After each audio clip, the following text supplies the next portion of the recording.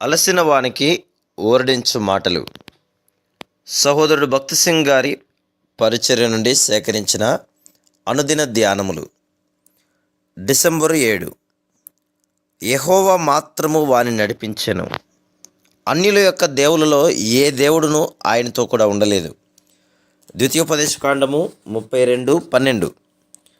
ద్వితీయోపదేశకాండము 32:7-14 వచనాల్లో దేవుడు ఇశ్రాయేలీయులు ఏ విధంగా వారి మధ్యలో అన్య దేవతలు లేని కారణమును బట్టి మోషే ద్వారా ఆశీర్వదించబడెనో అదేవిధంగా భవిష్యత్తులో కూడా చేదురని జ్ఞాపకం చేసెను.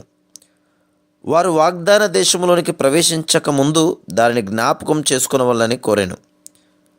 గతములో మనం పొందిన దీవెనలను గురించి మర్చిపోవుట ఎంతో సులభం. ఎందుకు దేవుని కృపచేత రక్షించబడితిమో మరియు గంభీరమైన మరియు ఉన్నతమైన ఉద్దేశం కొరకు ఆయనచే వెదికి రక్షింపబడితిమని పదే పదే తలంచుట ఎంతో మంచిది. ఇశ్రాయేలు జనాంగము దేవుని ప్రేమను ఆయన ఉద్దేశమును ఎరుగుటలో నిరంతరము తప్పిపోయిరి. వారు అవసరములో, కష్టములో, విచారములో ఉన్నప్పుడు మాత్రమే దేవుని తలంచుకొనివారు.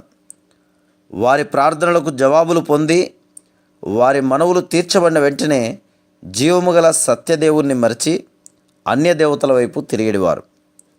మనము కూడా అదే బలహీనతను కలిగి ఉండవచ్చును.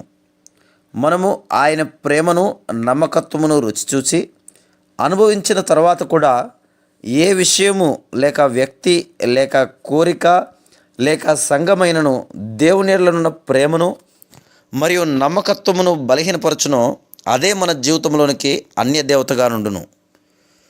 దేవుడు యాకోబును దీవించెను, కానీ వారి మధ్యలో అన్య దేవతలు ఉండటం వలన అతడు దేవునితో ముందుకు కొనసాగలేకపోయాను.